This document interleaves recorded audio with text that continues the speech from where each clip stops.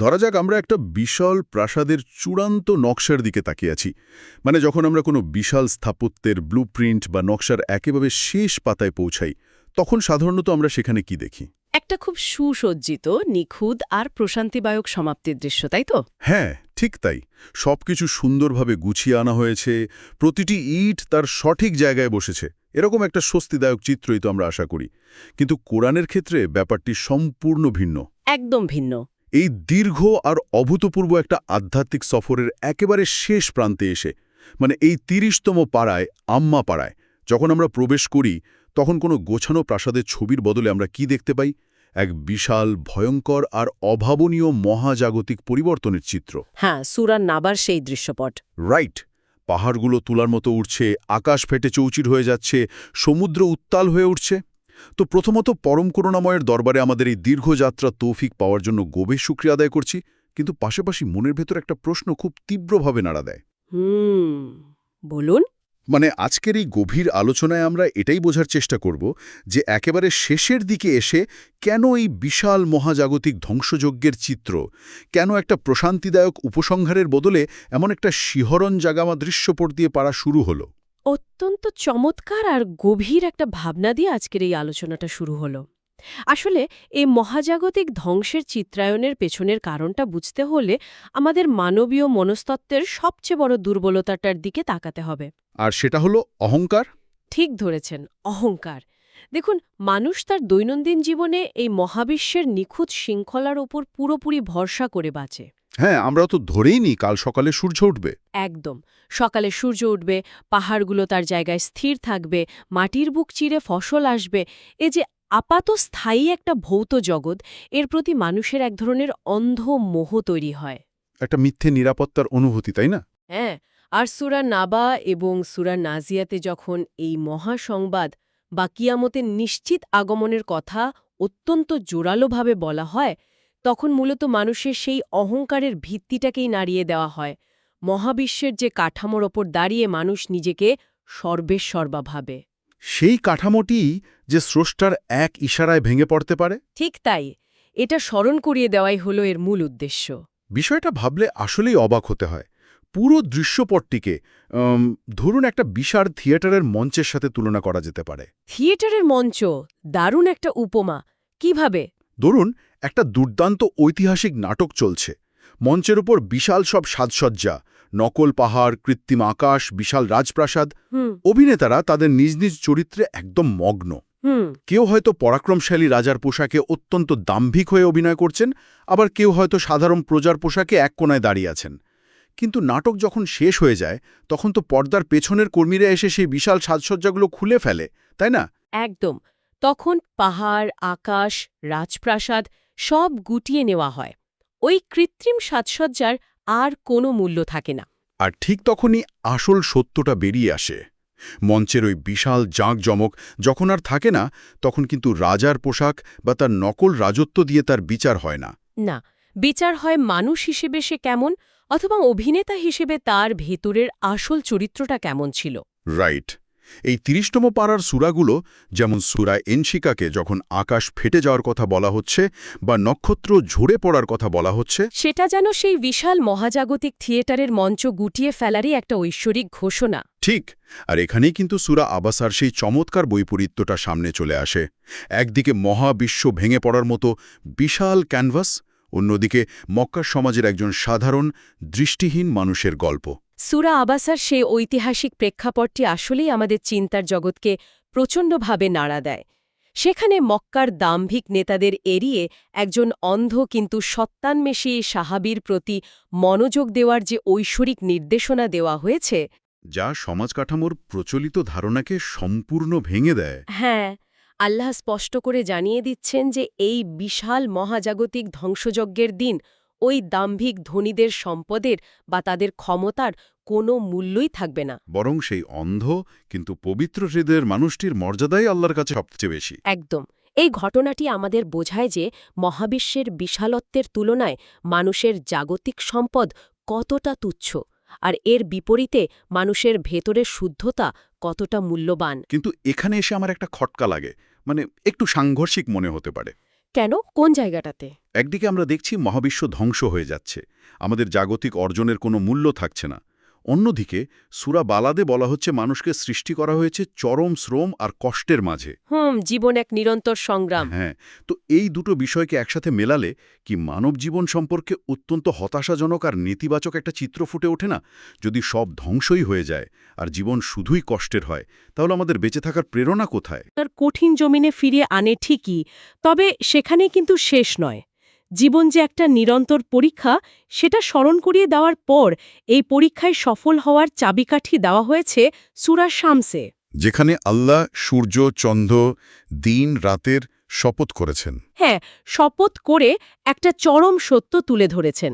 প্রকৃত সফলতা কোনো বাহ্যিক অর্জনের ওপর নির্ভর করে না, বা কতটুকু সম্পদ জমা করা হলো তার ওপরও নির্ভর করে না, বরং নিজের আত্মাকে পবিত্র করার মাঝেই লুকিয়ে আছে আসল বিজয়। মানে বাইরের পৃথিবী ধ্বংস হলেও ভেতরের আত্মিক শুদ্ধতা কখনো বৃথা যায় না। ঠিক, এটা হতাশা নয়, বরং মানুষের ভেতরের অসীম শক্তির এক বিরাট স্বীকৃতি। একদম চমৎকার বলেছেন। বিশেষ করে সূরা ইনশিরাহাতে একটা আয়াত আছে যা মানবীয় মনস্তত্ত্বের গভীরতম স্তরকে স্পর্শ করে। আয়াতটি হল, নিশ্চয়ই কষ্টের সাথেই স্বস্তি আছে। এটা অত্যন্ত কৌতূহলোদ্দীপক একটা ভাষা প্রয়োগ। হ্যাঁ, ভাষাগত দিক থেকে এটা খুবই তাৎপর্যপূর্ণ। সাধারণত দৈনন্দিন জীবনে আমরা বলি অন্ধকারের পরে আলো আসে বা ঝড়ের পরে শান্তি আসে, মানে একটা পর্যায়ে শেষ হলে আরেকটা শুরু হয়। কিন্তু এই আয়াতে বলা হচ্ছে কষ্টের সাথেই স্বস্তি আছে। এই সাথে শব্দটার ব্যবহার কি মানব জীবনের দুঃখ কষ্টকে দেখার পুরো দৃষ্টিভঙ্গিটাই বদলে দেয় না? অবশ্যই দেয়। এটা কোরআনের মনস্তাত্ত্বিক গভীরতার একটা অসাধারণ উদাহরণ। কষ্টের পরে স্বস্তি আসবে, এই চিন্তাধারার মধ্যে এক ধরনের নিষ্ক্রিয় অপেক্ষা থাকে। মানুষ ভাবে কখন আমার এই খারাপ সময়টা শেষ হবে, তারপর আমি স্বস্তির নিঃশ্বাস ফেলব। হ্যাঁ, আর এই অপেক্ষার সময়টাতে মানুষ নিজেকে পরিস্থিতির শিকার বা অসহায় মনে করে। কিন্তু যখন বলা হয় কষ্টের সাথেই স্বস্তি আছে, তখন এর অর্থ দাঁড়ায় কষ্ট এবং স্বস্তি একই মুদ্রার এপিঠ-ওপিঠ। ওয়াও! এটা মানুষকে শুধু নিষ্ক্রিয়ভাবে অপেক্ষা করতে বলে না, বরং বিপদের ভেতরেই যে উত্তরণের পথ লুকিয়ে আছে সেটা খুঁজে বের করতে শেখায়। অর্থাৎ ব্যাপারটি এমন নয় যে শুধু দাঁত কামড়ে একটা ঝড় চলে যাওয়ার অপেক্ষায় বসে থাকতে হবে। একদমই না। যখনই জীবনে কোনো বড় ধাক্কা বা বিপর্যয় আসে, সেই বিপর্যয়ের ঠিক কেন্দ্রবিন্দুতেই মানসিক প্রশান্তির বা নতুন কিছু শেখার সুযোগ লুকিয়ে থাকে। এটা খুব সত্যি কথা।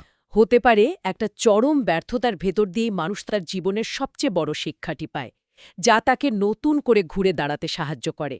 অথবা কোনো গভীর শোকের মুহূর্তে মানুষ তার চারপাশের আপনজনদের প্রতি নতুন করে এক গভীর আত্মিক টান অনুভব করে। হ্যাঁ, কষ্টের ভেতরেই স্বস্তির বীজ খুঁজে পাওয়া। এটা হতাশাগ্রস্ত মানুষের জন্য এক মহান ঐশ্বরিক আশ্বাস। এটা মানুষকে শেখায় কিভাবে প্রতিকূলতার মাঝেও সক্রিয় থাকতে হয় এবং আত্মশুদ্ধির পথে এগিয়ে যেতে হয়। কষ্টের ভেতরেই স্বস্তির বীজ খোঁজা, এই ধারণাটি সত্যিই যুগান্তকারী। এখন প্রশ্ন হল, এই যে আত্মশুদ্ধির পথ বা উত্তরণের উপায়, এটা মানুষ কিভাবে খুঁজে পাবে? এর উত্তরও কিন্তু আমরা এই ৩০তম পাড়াতেই পাই। হ্যাঁ, সূরা আলাক, যেখানে ইকরা বা পড়ার নির্দেশ দিয়ে মানবজাতিকে জ্ঞান অর্জনে তাগিদ দেওয়া হয়েছে। জ্ঞানই তো সেই আলো, যা দিয়ে মানুষ অন্ধকারের ভেতরে স্বস্তি খুঁজতে পারে। ঠিক তাই, জ্ঞান ছাড়া মানুষ অন্ধ। কিন্তু শুধু জ্ঞান থাকলেই তো হয় না। সেই অর্জিত জ্ঞানকে কাজে লাগানোর জন্য সবচেয়ে বেশি প্রয়োজন হল সময় এবং সুযোগের সদ্ব্যবহার। আর এখানেই সূরা কাদর এবং সূরা জিলজালের মতো বিষয়গুলো সামনে চলে আসে। একদম। সূরা কদরে একটা রাতের কথা বলা হয়েছে যা 1000 মাসের চেয়েও শ্রেষ্ঠ। এটা মূলত সময়ের একটা অভাবনীয় সংকোচনের ধারণা। মানুষের আয়ু অত্যন্ত সীমিত। হ্যাঁ, কিন্তু এই সীমিত সময়ের ভেতরেই আল্লাহ এমন কিছু সুযোগ রেখেছেন যেখানে সামান্য প্রচেষ্টায় বিশাল অর্জন সম্ভব। এটা হল সময়ের চরম ইতিবাচক ব্যবহার। কিন্তু এর মুদ্রার উল্টোপিঠটাও তো সূরা জিলজালে দেখানো হয়েছে, তাই না? হ্যাঁ, বিচারের দিনের ভয়াবহতা। সেখানে বলা হচ্ছে যে পৃথিবী তার ভেতরের সব খবর বের করে দেবে এবং অনুপরিমাণ ভালো মন্দের হিসাব নেওয়া হবে। এখানে একটা ব্যাপার আমাকে খুব ভাবায়। বিচার তো স্রষ্টা নিজেই করবেন, তাহলে এই পৃথিবীর সাক্ষ্য দেওয়ার কি প্রয়োজন? এর পেছনের অন্তর্নিহিত কারণটা কি? এর কারণ হল জবাবদিহিতার ধারণাকে চরম মাত্রায় বাস্তব রূপ দেওয়া। মানুষ যখন কোনো অপরাধ বা ভালো কাজ করে সে একটা নির্দিষ্ট স্থানে পৃথিবীর বুকেই তা করে। শূন্যে তো আর করে না। ঠিক। সূরা জিলজাল আমাদের শেখায় যে আমাদের চারপাশের জড় বস্তু, এই মাটি, এই দেয়াল, এরা কেউ অন্ধ বা বধির নয়। মহাজাগতিক সার্ভার বা তথ্যভাণ্ডারে সবকিছু সংরক্ষিত হচ্ছে। যেন সিসিটিভি ক্যামেরার মতো। হ্যাঁ, যে মাটিতে দাঁড়িয়ে মানুষ পাপ করছে সেই মাটি যখন তার বিরুদ্ধে সাক্ষ্য দেবে তখন অস্বীকার করার আর কোনো উপায়ই থাকবে না। এই মনস্তাত্ত্বিক চাপ মানুষকে প্রতি মুহূর্তে সচেতন থাকতে বাধ্য করে। আর এই সচেতনতা এবং সময়ের মূল্যের চূড়ান্ত রূপটি আমরা দেখতে পাই সূরা আসরে। মাত্র ৩টি আয়াত, কিন্তু মনে হয় এর ভেতরে পুরো মানবজাতির অতীত, বর্তমান এবং ভবিষ্যতের ইতিহাস লুকিয়ে আছে। একদম। সময়ের শপথ করে আল্লাহ জানাচ্ছেন যে মানুষ চরম ক্ষতির মধ্যে নিমজ্জিত। শুধু তারাই রক্ষা পাবে যারা ঈমান আনে, সৎ কাজ করে এবং পরস্পরকে সত্য ও ধৈর্যের উপদেশ দেয়। বিষয়টিকে গভীরভাবে উপলব্ধি করার জন্য একটা উপমার কথা ভাবা যেতে পারে। কি উপমা? সময়কে হাতের মুঠোয় থাকা এক টুকরো গলে যাওয়া বরফের মতো মনে হয় আমার। মানে হাত শক্ত করে মুঠি পাকিয়ে রাখলেও বরফ গলবে, আবার হাত খুলে রাখলেও তা গলবেই। চমৎকার। আমরা যাই করি না কেন, সময় তো পালাবেই। এই বরফ গলার উপমাটিকে চলুন আরও একটু গভীরে নিয়ে যাওয়া যাক। বরফ যেমন গলবেই, আমাদের জীবনের আয়ুও ঠিক তেমনই ফুরিয়ে যাচ্ছে। এখন প্রশ্ন হল, এই গলতে থাকা বরফটিকে কিভাবে ব্যবহার করা হচ্ছে? হ্যাঁ, এটা দিয়ে কি তৃষ্ণা মেটানো হচ্ছে, নাকি শুধুই গলে মাটিতে মিশে যেতে দেওয়া হচ্ছে? রাইট। সূরা কদর আমাদের দেখিয়েছিল বিশাল প্রাপ্তির সুযোগ, আর সূরা আসর আমাদের দেখাচ্ছে সময়ের শূন্যতা বা ফুরিয়ে যাওয়ার নির্মম বাস্তবতা। তবে এই সূরার সবচেয়ে যুগান্তকারী দিকটি হল এর সমাধানের জায়গাটাতে। হ্যাঁ, সমাধানের জায়গাটাতে এসে দেখা যাচ্ছে যে এই ফুরিয়ে যাওয়ার সময় থেকে বাঁচার শর্তগুলো একেবারেই ব্যক্তিকেন্দ্রিক নয়। না, শুধু নিজের কথা ভাবলে হবে না। শুধু নিজে ভালো কাজ করা বা নিজে ঈমান আনাই যথেষ্ট বলা হয়নি। ক্ষতির হাত থেকে বাঁচতে হলে একে অপরকে সত্য ও ধৈর্যের উপদেশ দেওয়া অপরিহার্য করে দেওয়া হয়েছে। এটা অত্যন্ত গুরুত্বপূর্ণ একটা বিষয়। আধ্যাত্মিকতা বা ধার্মিকতা কোনো বিচ্ছিন্ন বা ব্যক্তিগত বিষয় নয়, এটা গভীরভাবে সামষ্টিক। সেই গণতে থাকা বরফের উপমাটিতে যদি ফিরে যাই, ধরুন চারপাশের সবাই তৃষ্ণায় মারা যাচ্ছে। আচ্ছা, এমতাবস্থায় কেউ যদি নিজের হাতের বরফটুকু শুধু নিজেই পান করে তৃষ্ণা মেটায় আর পাশের জনকে কিছু না বলে, তবে বৃহত্তেরও অর্থে সেও ব্যর্থ। অথবা ধরুন একটা ডুবন্ত জাহাজের কথা। জাহাজের তলায় ফুটো হয়ে পানি ঢুকছে। হ্যাঁ, খুব সুন্দর উদাহরণ। কেউ যদি শুধু নিজের ক্যাবিনের পানি সেচতে ব্যস্ত থাকে আর অন্যদের সতর্ক না করে, তবে কি সে নিজে বাঁচতে পারবে? জাহাজ ডুবলে তো সবাই একসাথেই ডুববে। একদমই তাই। সমাজে যখন অন্যায়, অবিচার বা নৈতিক অবক্ষয় চলতে থাকে, তখন শুধু নিজের ইবাদত নিয়ে সন্তুষ্ট থাকলে সামগ্রিক সেই ক্ষতির প্রভাব থেকে কেউ রেহাই পাবে না। সবাইকে একসাথে কাজ করতে হবে, একে অপরকে সত্যের পথে ধরে রাখতে হবে। তাহলে এর মূল অর্থ দাঁড়ালো এই যে, পুরো পাড়ার শুরুতে বিশাল মহাবিশ্বের ধ্বংসের যে চিত্র দিয়ে আমরা শুরু করেছিলাম, তা শেষ পর্যন্ত এসে ঠেকল সমাজের প্রতি, চারপাশের মানুষের প্রতি আমাদের সামষ্টিক দায়িত্বের জায়গায়। হ্যাঁ, একটা অসাধারণ ট্রানজিশন। কি অসাধারণ একটা গাঁথুনি! এরপরই এই দীর্ঘ যাত্রার একেবারে শেষ গন্তব্যে এসে পৌঁছানো যায়। চূড়ান্ত আশ্রয়, সূরা ইখলাস, ফালাক এবং নাস। কোরআনের একেবারে উপসংহার। সূরা ইখলাসে আল্লাহর একত্ববাদের চূড়ান্ত ঘোষণা দেওয়া হয়েছে, যা আমাদের বিশ্বাসের মূল ভিত্তি। আর এর ঠিক পরে সূরা ফালাক এবং নাস আমাদের শেখায় কিভাবে এই বিশ্বাসকে সমস্ত বাহ্যিক ও অভ্যন্তরীণ অনিষ্ট থেকে রক্ষা করতে হবে। কিন্তু এখানে একটা অত্যন্ত ভাবগাম্ভীর্যপূর্ণ বিষয় মাথায় আসে। কোরআনের মতো এত বিশাল, এত মহিমান্বিত, জীবন বদলে দেওয়া একটা গ্রন্থ, এটা শেষ হলো কিভাবে? এটা একটা দারুণ প্রশ্ন। কোনো চূড়ান্ত বিজয়ের উল্লাস দিয়ে নয়, সব জয় করা হয়ে গেছে জাতীয় কোনো উপসংহার দিয়েও নয়। এটা শেষ হলো সম্পূর্ণ একটা প্রতিরক্ষাত্মক বাক্য দিয়ে। সূরা নাসে সব ধরনের অনিষ্ট এবং বিশেষ করে শয়তানের কুমন্ত্রণা থেকে আল্লাহর কাছে আশ্রয় চাওয়ার মাধ্যমে কোরআন শেষ হচ্ছে। কেন এমনটা হলো? এই প্রশ্নটা আমাদের পুরো সফরের সবচেয়ে গভীর উপলব্ধির দিকে নিয়ে যায়। দেখুন, জ্ঞান অর্জন করা বা সত্য পথটি চিনে ফেলাই চূড়ান্ত কথা নয়। আমরা হয়তো এই দীর্ঘ সময়ে কুরআন পড়ে অনেক কিছু জেনেছি, অনেক সত্য উপলব্ধি করেছি। হ্যাঁ, কিন্তু আসল চ্যালেঞ্জটি শুরু হয় এর ঠিক পর মুহূর্ত থেকে। সেই অর্জিত সত্যকে ধরে রাখাটাই হল সবচেয়ে বড় পরীক্ষা। মানে ধরে রাখাটা বেশি কঠিন। অফকোর্স, কারণ মানুষ যখন অন্ধকারের ভিতরে থাকে তখন শয়তানের তার পেছনে খুব বেশি শ্রম দেওয়ার প্রয়োজন হয় না। কিন্তু মানুষ যখন আলোর পথ চিনে ফেলে তখনই তার উপর সবচেয়ে বড় আক্রমণটি আসে। অর্থাৎ সত্যটা পাওয়া যতটা কঠিন তার চেয়ে বহুগুণ বেশি কঠিন হল সেই সত্যের পথে অবিচল থাকা। ঠিক তাই, কারণ এই যে কুমন্ত্রণা বা ওয়াসওয়াসার কথা সূরা নাসে বলা হয়েছে, এটা কোনো দৃশ্যমান শত্রু নয়, কোনো সশস্ত্র প্রতিপক্ষ নয় যে তলোয়ার দিয়ে তার সাথে যুদ্ধ করা যাবে। হ্যাঁ, এটা তো ভেতরে কাজ করে। এটা মানুষের মনের গহীনে, একেবারে মনস্তাত্ত্বিক স্তরে সারা জীবন ধরে চলতে থাকে। এটা মানুষের আত্মবিশ্বাসকে নড়বড়ে করে দেয়, নিয়তের ভেতর খাদ মিশিয়ে দেয়, এমনকি অনেক বড় ভালো কাজের ভেতরেও অত্যন্ত সূক্ষ্মভাবে অহংকার ঢুকিয়ে দেয়। সত্যি ভয়াবহ। তাই কোরআনের শেষে এই যে আশ্রয় প্রার্থনা, এটা কোনো সমাপ্তি বা উপসংহার নয়, এটা আসলে একটা নতুন লড়াইয়ের প্রস্তুতি। হ্যাঁ, একটা আজীবন লড়াই। হ্যাঁ, সত্যের পথে টিকে থাকার জন্য এটা আজীবন লড়াইয়ের হাতিয়ার। স্রষ্টা তার গ্রন্থটি শেষ করেছেন একটা অদৃশ্য ঢাল মানুষের হাতে তুলে দিয়ে, যাতে বাস্তব পৃথিবীতে প্রতিটি মুহূর্ত এই ঢাল নিয়ে সুরক্ষিত থাকা যায়। অত্যন্ত চমৎকার একটা বিশ্লেষণ। তাহলে পুরো বিষয়টার দিকে যদি একটু ফিরে তাকাই, এই ৩০তম পাড়ার যে পথপরিক্রমা আমরা দেখলাম তা এক কথায় বিস্ময়কর। সত্যি বিস্ময়কর। শুরু হয়েছিল সূরা নাবার সেই ভয়ঙ্কর মহাজাগতিক ধ্বংসের দৃশ্য দিয়ে, যেখানে অহংকারের প্রতীক পাহাড় পর্বত ধুলোয় মিশে যাচ্ছে। সেখান থেকে দৃষ্টি নেমে এলো মানুষের জীবনের কষ্ট, সংগ্রাম এবং সেই কঠিন সংগ্রামের ভেতরেই লুকিয়ে থাকা ঐশ্বরিক স্বস্তি আশ্বাসে। আমরা জানলাম হাতের মুঠোয় গলে যাওয়া সময়ের চরিত্র সম্পর্কে এবং একে অপরকে রক্ষা করার সামষ্টিক দায়িত্ব সম্পর্কে।